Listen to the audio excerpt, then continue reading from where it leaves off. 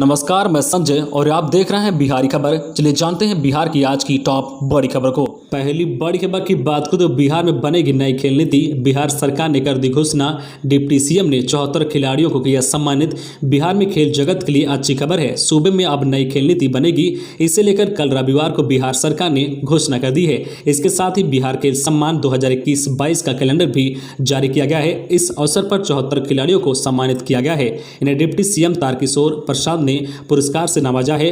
पटना में प्रेमचंद रंगशाला में कार्यक्रम का आयोजन किया गया। इसमें बिहार खेल सम्मान 2021-22 को लेकर कई घोषणाएं की गई हैं। कार्यक्रम में डिप्टी सीएम तारकिशोर प्रसाद के अलावा कला संस्कृति एवं युवा विभाग के मंत्री आलोक रंजन घोष भी मौजूद रहे। मंत्री आलोक रंजन ने बिहार में सरकार की ओर से नई खेल नीति बनाने की घोषणा की है। उन्होंने कहा कि इस पर विभागीय अधिकारी काम कर रहे हैं और जल्द ही इसे तैयार कर लिया जाएगा। अगली बड़ी खबर की बात करें तो 19 जिलों में आकाश से बिजली और बारिश का अलर्ट। मौसम विभाग ने उत्तर बिहार के 19 जिलों में कई स्थानों पर आकाश से बिजली का पूर्वानुमान जताया है, जबकि दक्षिण बिहार के 19 जिलों में कुछ स्थानों पर इसकी संभावना जताई गई है। मौसम विभाग का कहना है कि बिहार के सभी हिस्सों में बंगाल की खाड़ी से नमी युक्त हवा का प्रभाव होने के कारण टर्बो रेखा के प्रभाव से अगले 24 घंटे में उत्तर बिहार के पश्चिमी चंपारण, सिवान, सारण, पूर्वी चंपारण, गोपालगंज, सीतामढ़ी, मधुबनी, मुजफ्फरपुर, दरभंगा और कटिहार में अनेक स्थानों पर आकाश से बिजली के खतरे के साथ साथ गरज व हल्की से लेकर मध्यम वर्षा का अनुमान है।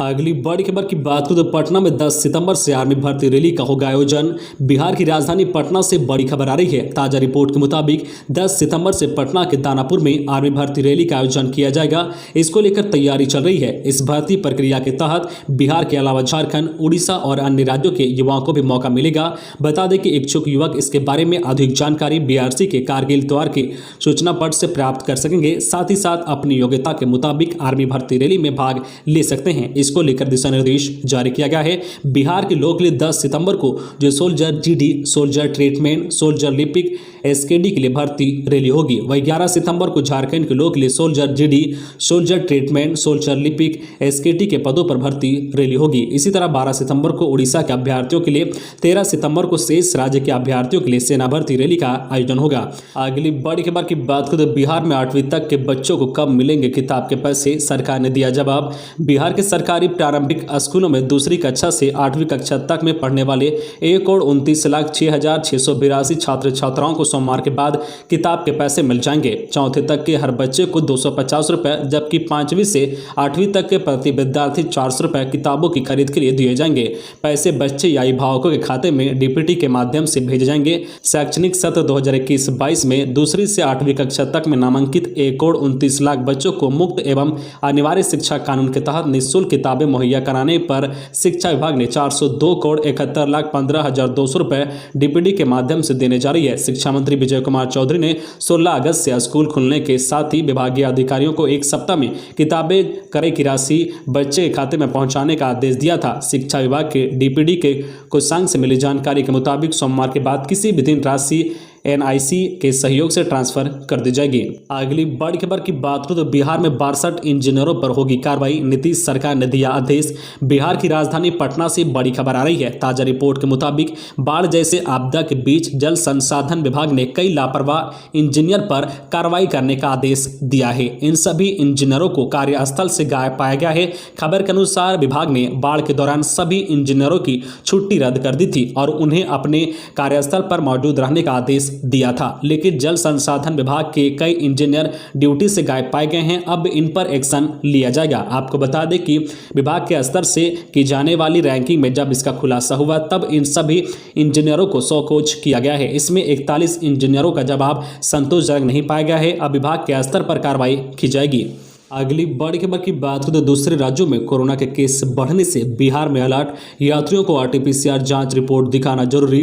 कोरोना को लेकर अब तक पूरी दुनिया उलझन में है। अमेरिका में टीकाकरण के बावजूद संक्रमण की तीसरी लहर आ गई है और बच्चों को बुरी तरह से प्रभावित कर रही है। उसको लेकर भारत में भी लोगों के मन में दहशत में है। भारत के कई हिस्से ऐसे हैं जहां कोरोना संक्रमण के मामले एक बार फिर से तेजी से बढ़ने लगे हैं। केरल में संक्रमण के बढ़ते मामलों की वजह से एक बार फिर से सोमवार से नाइट कर्फ्यू लागू किया गया गया है। इसके अलावा मुंबई, चेन्नई और बेंगलोर जैसे बड़े शहरों में भी संक्रमण के मामले में हाल के दिनों में इजाफा देखने को मिल रहा है। एक बार फिर से राजधानी पटना में कोरोना ना फैले, इसको लेकर पटना में स्वास्थ्य विभाग अलर्ट पर है। एयरपोर्ट और रेलवे स्टेशन पर जिला प्रशासन की मदद से सघन कोरोना जांच अभियान चलाया जा रहा है। जिन लोगों का आरटीपीसीआर जांच रिपोर्ट नहीं है, उनका आरटीपीसीआर टेस्ट एयरपोर्ट और रेलवे स्टेशन पर ही स्वास्थ्य विभाग के कर्मियों द्वारा कराया जाना सुनिश्चित किया जा रहा है। अगली बड़ी खबर की बात करें तो सीएम नीतीश में पीएम बनने की सारी योग्यता।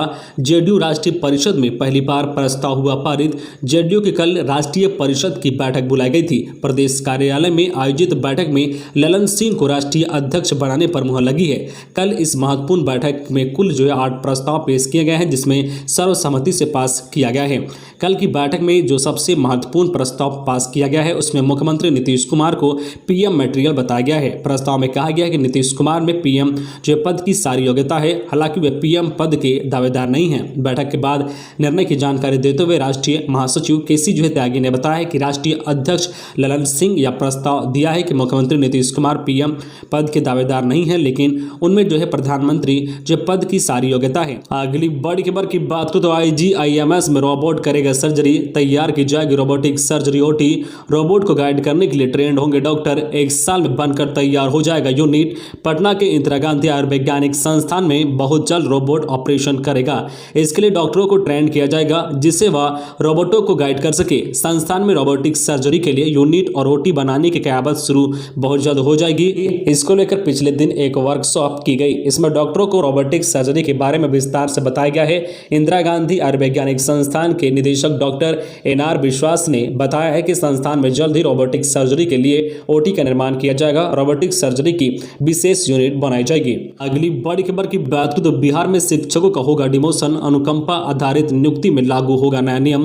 बिहार में प्रमंडलीय एवं जिला संवर्ग में सहायक शिक्षक के पद पर अब अनुकंपा बहाली नहीं होगी। इसके लिए 1 जुलाई 2006 के प्रभाव से प्रमंडलीय संवर्ग एवं जिला संवर्ग के सहायक शिक्षक के पद समाप्त हो गए हैं। इससे संबंधित अधिसूचना शिक्षा विभाग द्वारा जारी कर दी गई है। यह अधिसूचना न्यायाधीश एवं विभागीय आदेश पत्र पर महाधिवक्ता के विधिक परामर्श के आलोक में जारी किया गया है। सरकार की इस अधिसूचना के मुताबिक जुलाई 2006 के पहले ही 3rd 4th ग्रेड कर्मी के बदले सहायक शिक्षक बने अनुकंपाधारी डिमोट होंगे। इसका असर काफी तादाद में शिक्षकों पर पड़ सकता है। अगली बड़ी खबर की बात हो तो बिहार में अब मिड डे मील में लगेगा इनाम का तड़का। स्कूलों के बीच होगी प्रतियोगिता। शिक्षा विभाग ने मध्याह्न भोजन मिड डे मील में साफ सफाई और उसकी गुणवत्ता को लेकर स्कूलों के बीच प्रतिस्पर्धा बढ़ाने जारी है। इसके तहत साफ सफाई के साथ पौष्टिक मध्याह्न भोजन परोसने वाले स्कूलों को राज्य स्तर पर प्रथम, द्वितीय और तृतीय पुरस्कार प्रदान किया जाएगा। इससे पहले यह प्रतिस्पर्धा प्रखंड और जिला स्तर पर आयोजित की जाएगी। मध्याह्न भोजन निदेशालय के निदेशक सतीश चंद्र झा ने प्रत्येक प्रारंभिक विद्यालय में बच्चों के लिए खाद्यान्न उठा एवं वितरण की निगरानी मोबाइल ऐप से करने का निर्देश दिया है। उन्होंने सभी जिलों में मध्याह्न भोजन योजना के क्रियान्वयन और किचन में साफ सफाई तथा बच्चों में परोसे जाने वाले भोजन की गुणवत्ता की जाँच के लिए नियमित रूप से निरीक्षण करने का निर्देश दिया है। अगली बड़ी खबर की बात करें तो मन की बात में पीएम मोदी ने कहा कि स्वच्छ भारत अभियान के संकल्प को कभी भी मंद नहीं पड़ने देना है।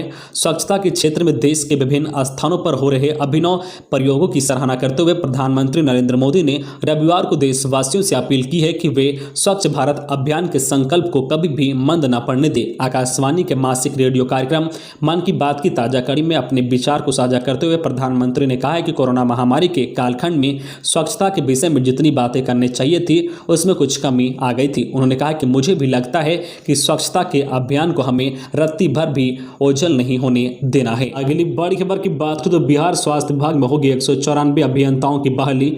बिहार में सरकारी नौकरी की तलाश कर रहे लोगों के लिए राजधानी पटना से अच्छी खबर आ रही है। ताजा रिपोर्ट के अनुसार नीतीश सरकार ने बिहार स्वास्थ्य विभाग में 194 अभियंताओं की बहाली करने का आदेश दिया है। खबर के अनुसार बिहार कैबिनेट ने स्वास्थ्य विभाग में 70 नए संविदागत पदों के सृजन की स्वीकृति दी है। साथ ही साथ 2 अधीक्षण अभियंता, 19 कार्यपालक अभियंता, 74 सहायक अभियंता और 99 कनिक अभियंता के पदों को भरने की मंजूरी दी है। बता दें कि इन पदों पर भर्ती को लेकर बहुत जल्द नोटिफिकेशन जारी किया जाएगा। इस नोटिफिकेशन में आवेदन की अंतिम तिथि तथा योग्य आयु सीमा संबंधित पूरी जानकारी दी जाएगी।